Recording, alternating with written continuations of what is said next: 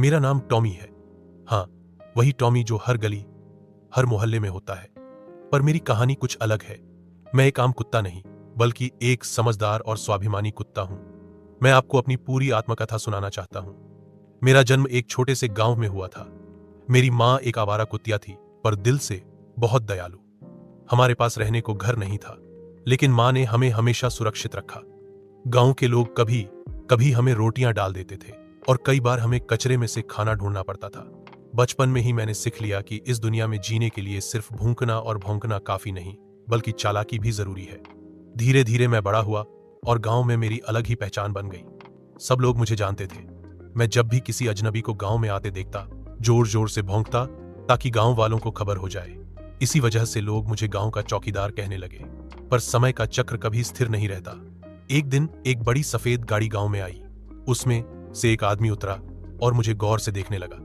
वह आदमी था शहर से आया हुआ कोई अमीर साहब। उसे मैं बहुत पसंद आ गया और उसने गांव वालों से पूछा कि क्या मैं उसे दे दिया जा सकता हूं। गांव वाले तो खुश ही थे।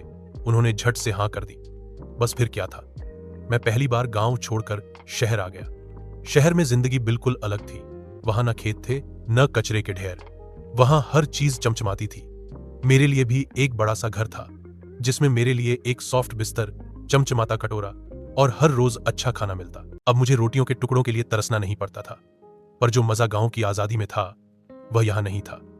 शहर में मालिक और मालकिन मुझे बहुत प्यार करते थे। मैं सिर्फ एक पालतू जानवर नहीं, बल्कि परिवार का सदस्य भी हूं। मैंने अपने तरीके से उन्हें खुश करने की कोशिश की।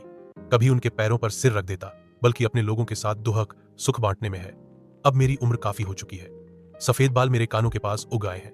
दौड़ना अब उतना आसान नहीं, पर दिल में वही गांव वाला चौकीदार जिंदा है। आज भी जब गली में कोई अजनबी आता है, तो मैं अपनी पुरानी आदत नहीं भूलता। जोर से भौंकता हूं। बच्चे हंसते हैं और मालिक प्यार से कहते हैं, अरे टॉमी, अब तो रिटायर हो जा। चौकीदार कभी रिटायर नहीं होता। वह आखिरी सांस तक अपने कर्तव्य पर डटा रहता है। यही थी मेरी आत्मकथा, एक साधारण कुत्ते की असाधारण कहानी। शायद आपकी जिंदगी में भी कभी ऐसा कुत्ता आया हो जो सिर्फ जानवर नहीं, बल्कि परिवार का हिस्सा बन गया हो। अगर ऐसा हो तो उसे एक थपकी जरूर देना।